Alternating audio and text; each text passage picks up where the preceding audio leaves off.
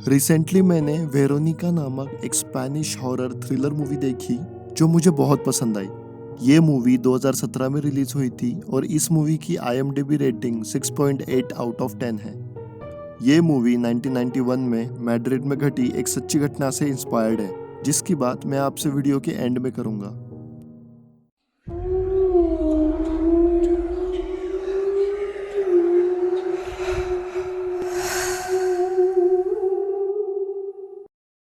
कहानी कुछ इस तरह से शुरू होती है जहां हमें 15 जून 1991 का टाइम दिखाया जाता है। यहाँ हम देख पाते हैं कि पुलिस की बहुत सारी गाड़ियां एक घर के नीचे आके खड़ी हो जाती है। ये वही घर था जहां से कुछ समय पहले एक लड़की का इमरजेंसी कॉल आया था। उस लड़की का कहना था कि उसके भाई की जान खतरे में है और कोई उसे ले जाना चाहता है। अब पुलिस उस घर में एंटर करती है और हम देख पाते हैं कि घर का सारा सामान फैला पड़ा था। अब आगे पुलिस एक रूम में एंटर करती है और उन्हें वहाँ कुछ ऐसा दिखता है जिससे उनकी आंखें मानो फटी की फटी रह गई हो। अब यहाँ सीन कट होता है जहाँ हमें कुछ दिन पहले की कहानी दिखाई जाती है। वेरोनिका, जो कि एक 15 साल की स्कूल जाने वाली लड़की थी और वो अपने फैमिली के साथ मैड्रिड में रहती थी। उसके छोटे भाई बहन थे, जिसमें एक छोटा भाई और 2 छोटी बहनें थी, और उसकी माँ एक कैफे में एज ए वेटर काम करती थी। उसके पिता की कुछ साल पहले डेथ हो गई थी और अब बच्चों को संभालने की सारी जिम्मेदारी उसकी माँ की थी और छोटे भाई बहनों का ख्याल रखने की जिम्मेदारी वेरोनिका की थी और वो उसे बहुत अच्छे से निभा भी रही थी। अब एक दिन किसी नॉर्मल दिन की तरह वेरोनिका अपने भाई बहनों को लेकर स्कूल जाती है।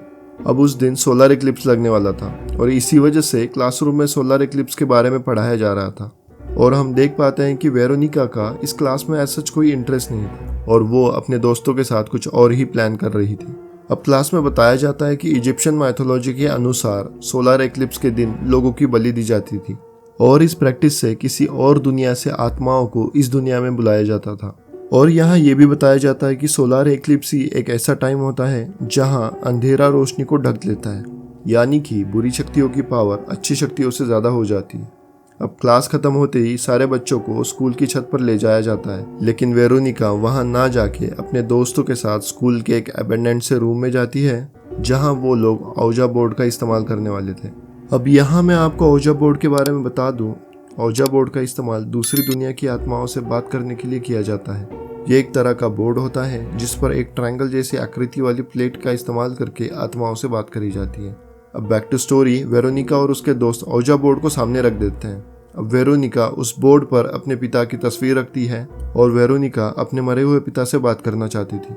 अब दूसरी तरफ हम देख पाते हैं कि सोलर एक्लिप्स स्टार्ट हो गया था और इसी समय वेरोनिका और उसके दोस्त औजा बोर्ड का इस्तेमाल करना स्टार्ट करते हैं। ये तीनों दोस्त उस बोर्ड पर रखे कांच के ग्लास पर हाथ रखकर कुछ क्वेश्चंस पूछते हैं और थोड़ी देर बाद उन्हें उसका रिस्पॉन्स मिलने लगता है। अब वो कांच का ग्लास स्पीड से मूव करने लगता है और वेरोनिका की दोस्त उस ग्लास से अपना हाथ निकाल लेती है, लेकिन वेरोनिका उस ग्लास से अपना हाथ नहीं निकाल पाती और अचानक से वो ग्लास टूट जाता है और टूटे हुए ग्लास के कांच के टुकड़े वेरोनिका की उंगली में लग जाते हैं, जिससे उसका खून औजा बोर्ड पर गिर जाता है। अब इस मोमेंट पर हम देख पाते हैं कि सूर्य ग्रहण भी लग गया था। अब पास पड़े कैंडल्स एकदम से औजा बोर्ड पर गिर जाते हैं, जिससे उस बोर्ड पर आग लग जाती है और वह बोर्ड 2 टुकड़ों में बढ़ जाता है। अब वेरोनिका इस मोमेंट पर पोसेस्ड हो जाती है और जोर जोर से चिल्लाने लगती है और इसी टाइम सीन कट हो जाता है। अब अगले सीन में हम देख पाते हैं कि वेरोनिका एक हॉस्पिटल में थी और वो उस इंसिडेंट के बाद बेहोश हो गई थी और इसी वजह से उसे यहाँ लाया गया था। अब नर्स उसे बताती है कि वो एकदम ठीक है, बस आयरन की कमी होने की वजह से शायद वो बेहोश हो गई थी। अब वेरोनिका घर पहुँचती है और उसके साथ अब कुछ अजीब इंसिडेंट्स होने शुरू हो जाते हैं, जिसमें वो एक बैग को अलमीरा के ऊपर रखती है पर वो बैग बार बार नीचे गिर जा रहा था। ऐसे ही वो जब खाना खाने बैठती है तब उसके हाथ एकदम से रुक जाते हैं, जैसे कि कोई उसे खाने से रोक रहा हो।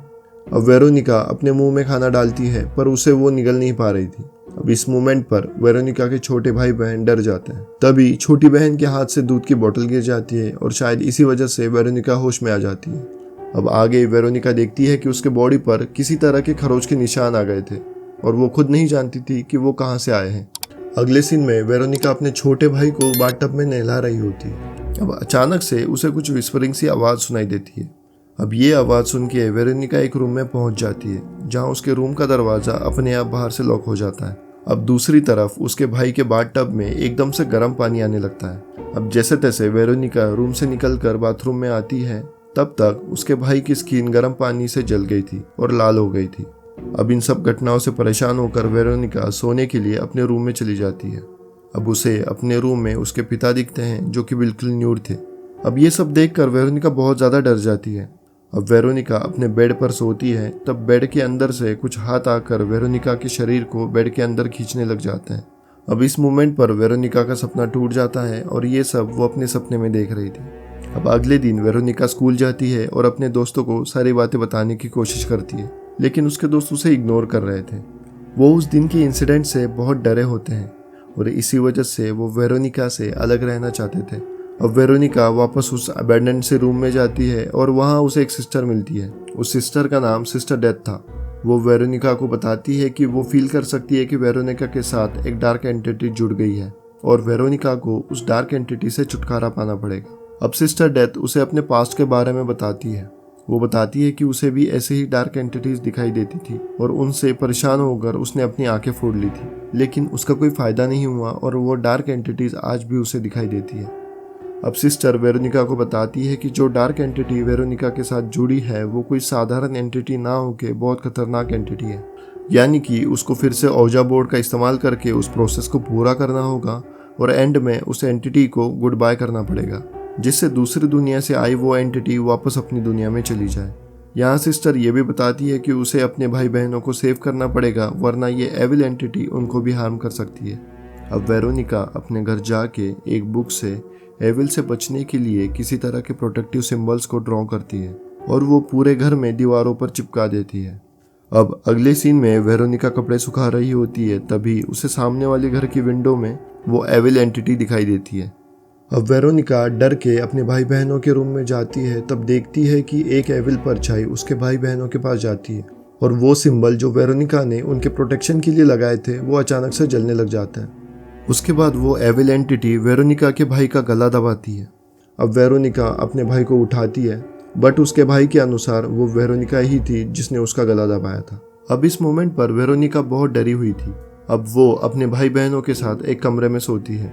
अब फिर से घर में वेरोनिका को एविल एंटिटी दिखाई देने लगती है। अब वेरोनिका दरवाजे के सामने क्रॉस लेके खड़ी हो जाती है, पर दरवाज़ा खोलने पर पता चलता है कि वो उसकी माँ थी। अब उसकी माँ इस बात पर डांटने लगती है कि उसे अपने छोटे भाई बहनों के सामने ये सब नहीं करना चाहिए।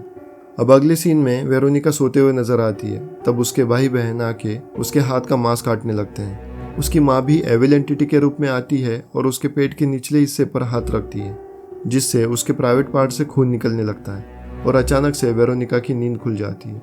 अब नींद खुलने पर वेरोनिका रियलाइज करती है कि सच में खून आ रहा था। अब वेरोनिका उस मैट्रेस के खून के धब्बे साफ करने की कोशिश करती है, तभी उसे मैट्रेस के नीचे एक काले कलर का निशान दिखता है जो किसी एविल पावर को दर्शा रही थी। अब वेरोनिका अपने भाई बहन के मैट्रेस के नीचे देखती है तो उसे वही निशान मिलते हैं। अगले दिन सुबह वेरोनिका अपने भाई बहनों को अपनी माँ के पास छोड़ के सिस्टर डेथ के पास जाती है और उसे सारी घटनाएं बताती है। तब सिस्टर डेथ बोलती है कि उसे फिर से अपने दोस्तों के साथ वो गेम खेलना होगा और एंड में उस एविल एंटिटी को गुड बाय बोलना होगा, वरना देर हो जाएगी। अब वेरोनिका अपने दोस्तों के पास जाती है और उनसे औजा बोर्ड खेलने के लिए बोलती है, पर उस दिन के इंसिडेंट के बाद वो लोग इतना डर जाती है कि फिर से उसे खेलने के लिए वो मना कर देती है। अब वेरोनिका इन सब से तंग आकर खुद ही उस एविल एंटिटी का सामना करने का ठान लेती है और अपने भाई बहनों के साथ उस गेम को खेलकर गेम खत्म करने का सोचती है। अब वो उस टूटे हुए औजा बोर्ड को फिर से जोड़ती है। अब वेरोनिका अपने छोटे भाई को बोलती है कि वो प्रोटेक्टिव सिंबल घर की सारी दीवारों पर ड्रॉ करे। उसी समय हवा आती है और पेजेस पलट जाते हैं और एंटनी गलती से एविल इनवाइट करने वाले सिंबल घर की दीवारों पर बनाने लगता है। अब ये लोग मिलके गेम खेलना शुरू करते हैं। अब वेरोनिका के गुड बाय बोलने पर वो एविल एंटिटी गुड बाय बोलने से मना कर देती है। अब अचानक से लाइट चली जाती है और एक रूम से अजीब अजीब सी आवाज़ें आने लगती है। तब वेरोनिका के उस रूम में जाते ही उस रूम में पड़े मैट्रेस से निकला एक एंटिटी उसका हाथ खींचने लगता है। अब वेरोनिका जैसे तैसे उससे पीछा छुड़ाती है, तभी घर के सारे बल्ब फूटने लगते हैं। अब वेरोनिका डर के मारे पुलिस को कॉल करती है और बताती है कि वो और उसके भाई बहन खतरे में हैं। अब वो एविल एंटिटी एंटनी को उठाकर ले जाती है। तब वेरोनिका उसका पीछा करती है और उसका भाई उसे बाथरूम में मिलता है। अब ये सब लोग डर के मारे घर से बाहर निकलकर नीचे जाने लगते हैं। तभी अचानक से वेरोनिका देखती है कि उसका भाई जो उसकी गोद में था वो अब नहीं है, यानी कि वेरोनिका जिसको उठा के लाई थी वो बस एक छलावा था। अब वेरोनिका वापस अपने भाई को लेने उस घर में जाती है। अब घर में जाने के बाद वेरोनिका एक शीशे में देखती है। अब उसे कुछ फ्लैशबैक्स आते हैं जिसमें हमें पता चलता है कि वेरोनिका के घर में जो भी हो रहा था वो खुद वेरोनिका ने किया था, यानी कि वो एविल स्पिरिट उसे पजेस करके वो काम करवाती और फिर उसके शरीर से निकल जाती। अब इस मोमेंट पर वेरोनिका समझ जाती है कि उस एविल एंटिटी को ख़त्म करने के लिए उसे खुद को ख़त्म करना पड़ेगा। अब वेरोनिका खुद को मारने का डिसाइड कर लेती है और कांच के टुकड़े से खुद का गला काटने की कोशिश करती है। अब वो एविल एंटिटी वेरोनिका के हाथ को रोककर उसके शरीर से उसकी सोल निकालने लगती है। अब एक्चुअली ये वही सीन था जिसे मूवी के स्टार्टिंग में दिखाया गया है और यही सीन देखकर पुलिस की आंखें फटी की फटी रह गई थी। अब पुलिस वाले वेरोनिका को उठा के हॉस्पिटल ले जाते हैं और बाद में उस पुलिस ऑफिसर को पता चलता है कि वेरोनिका की डेथ हो गई है। अब इस मोमेंट पर अचानक से घर में पड़ी वेरोनिका की तस्वीर में आग लग जाती है और पूरे घर की लाइट्स ऑन हो जाती है और इस तरह यही मूवी खत्म होती है। अब बात की जाए इस सच्ची घटना को लेकर तो मैं आपको बताना चाहूँगा कि मूवी में जिस लड़की का नाम वेरोनिका है, रियल में उस लड़की का नाम स्टेफानिया था और ये लड़की मैड्रिड में रहती थी। अब मूवी में और रियल स्टोरी में कुछ अंतर है। जैसा कि मूवी में बताया गया है कि लड़की के फादर मर चुके थे, जबकि असलियत में इस लड़की के माता और पिता दोनों जिंदा थे। ये उस समय का बहुत ही ज़्यादा चर्चित इंसिडेंट था और ऐसा पहली बार हुआ था जहाँ पुलिस रिपोर्ट में ये मेंशन किया गया था कि इस लड़की के साथ पैरानॉर्मल चीज़ें हुई है। मूवी में दिखाया गया है कि वेरोनिका 3 दिन में मर जाती है, जबकि रियल केस में स्टेफानिया की डेथ 3 से 4 महीने बाद होती है। यहाँ हमें ये चीज़ समझनी चाहिए कि ये मूवी रियल स्टोरी से इंस्पायर्ड है, ना कि रियल इवेंट्स पर बेस्ड। कहानी में बहुत सारे बदलाव किए गए हैं जो कि रियलिटी से बिल्कुल अलग है। तो इस तरह से हमने वेरोनिका मूवी की बात करी। आगे ऐसे ही कहानियाँ और हॉरर जॉनरा से संबंधित कंटेंट के लिए चैनल को सब्सक्राइब करें और लाइक दे के हमें सपोर्ट कीजिए, जिससे हम और ऐसी कहानी आपके लिए ला सकें। और अगर आप कोई सजेशन देना चाहते हो तो प्लीज़ कमेंट कीजिए। धन्यवाद।